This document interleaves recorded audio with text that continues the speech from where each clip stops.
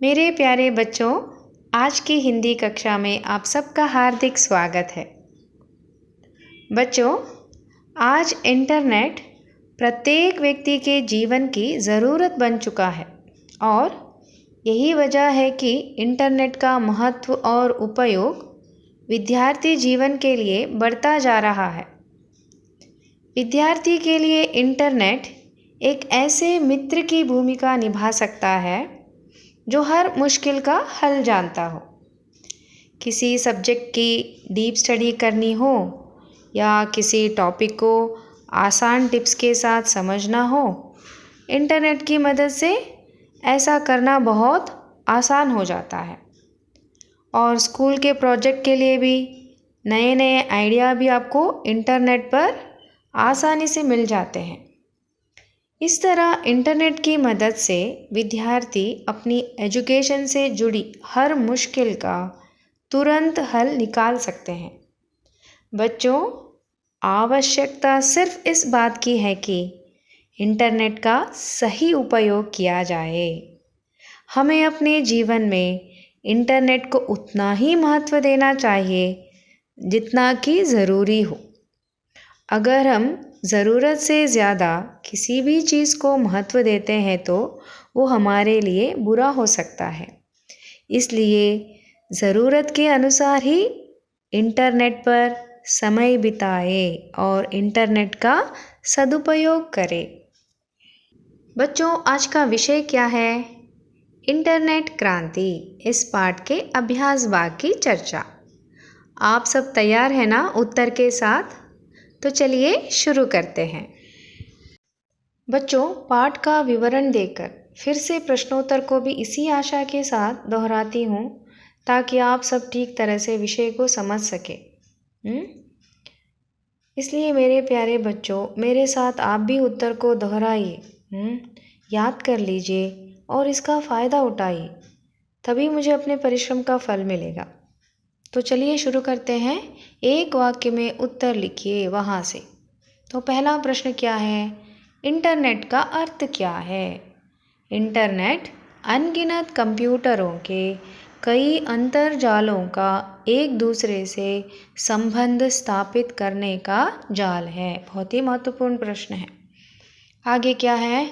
Internet banking द्वारा क्या भेजा जा सकता है? क्या भेजा जा सकता है? अभी दोहराइए। इंटरनेट बैंकिंग द्वारा दुनिया की किसी भी जगह पर चाहे जितनी भी रकम भेजी जा सकती है। आगे क्या पूछा गया है? प्रगतिशील राष्ट्र किसके द्वारा बदलाव लाने की कोशिश कर रहे हैं? प्रगतिशील राष्ट्र ई गवर्नेंस, ई प्रशासन द्वारा बदलाव लाने की कोशिश कर रहे हैं। आगे का प्रश्न पढ़िए। समाज के किन क्षेत्रों में इंटरनेट का योगदान है? किन किन क्षेत्रों में?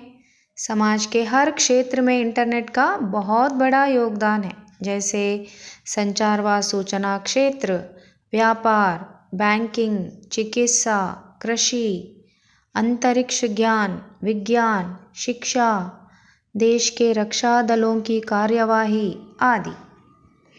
पांचवा प्रश्न क्या है?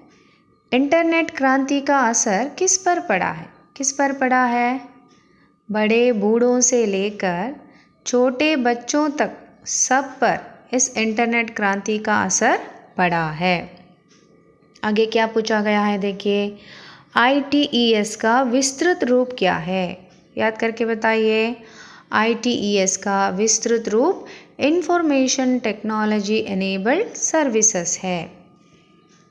बच्चों, दूसरा मुख्य प्रश्न 2-3 वाक्यों में उत्तर लिखिए, उसकी तरफ ध्यान दीजिए। पहला प्रश्न देखिए, इंटरनेट का मतलब क्या है? तो एक वाक्य में उत्तर लिखिए। वहाँ पर इंटरनेट का अर्थ क्या है उसे तो आप लिख चुके हैं, तो वही वाक्य यहाँ पर भी दोहराएंगे और एक वाक्य आपको जोड़ना है। 2 अंक का प्रश्न है ना, इसलिए। तो चलिए बताएंगे। इंटरनेट अनगिनत कंप्यूटरों के कई अंतर्जालों का एक दूसरे से संबंध स्थापित करने का जाल है। यह एक तरह से विश्वव्यापी कंप्यूटरों का अंतर्जाल नेटवर्क है, जिसकी वजह से पूरे विश्व का विस्तार एक गांव का सा छोटा हो गया है। दूसरा प्रश्न देखिए, व्यापार और बैंकिंग में इंटरनेट से क्या मदद मिलती है? बैंकिंग में इंटरनेट से क्या मदद मिलती है वो तो बता चुके हैं, फिर से दोहराइए। तो पहले व्यापार, इंटरनेट द्वारा घर बैठे बैठे खरीदारी कर सकते हैं। और क्या कर सकते हैं? कोई भी बिल भर सकते हैं। इससे दुकान जाने और लाइन में घंटों खड़े रहने का समय बच सकता है। इंटरनेट बैंकिंग द्वारा दुनिया की किसी भी जगह पर चाहे जितनी भी रकम भेजी जा सकती है। अब तीसरा प्रश्न पढ़िए, ई गवर्नेंस क्या है? भारत जैसे प्रगतिशील राष्ट्र ई गवर्नेंस, ई प्रशासन द्वारा बदलाव लाने की कोशिश कर रहे हैं। ई गवर्नेंस द्वारा सरकार के सभी कामकाज का विवरण, अभिलेख, सरकारी आदेश आदि को यथावत लोगों को सूचित किया जाता है। इससे प्रशासन पारदर्शी बन सकता है। बच्चों, अब 4-6 वाक्यों में उत्तर लिखिए, उसकी तरफ ध्यान दीजिए। पहला प्रश्न, संचार व सूचना के क्षेत्र में इंटरनेट का क्या महत्व है, उसे देखिए। क्या महत्व है? संचार व सूचना क्षेत्र में इंटरनेट का बहुत बड़ा योगदान है। आज इंटरनेट द्वारा पल भर में बिना ज़्यादा खर्च किए कोई भी विचार हो, स्थिर चित्र हो, वीडियो चित्र हो, दुनिया के किसी भी कोने में भेजना मुमकिन हो गया है। हम चाहे तो पूरे एक पुस्तकालय की किताबों के विषय को कम समय में कहीं भी भेज सकते हैं। इसके बिना संचार व सूचना दोनों ही क्षेत्र कमज़ोर हो जाते हैं। बच्चों, अब दूसरा प्रश्न देखिए, वीडियो कॉन्फ्रेंस के बारे में लिखिए। क्या लिखेंगे? वीडियो कॉन्फ्रेंस द्वारा एक जगह बैठकर दुनिया के कई देशों के प्रतिनिधियों के साथ 8-10 दूरदर्शन के पर्दे पर चर्चा कर सकते हैं।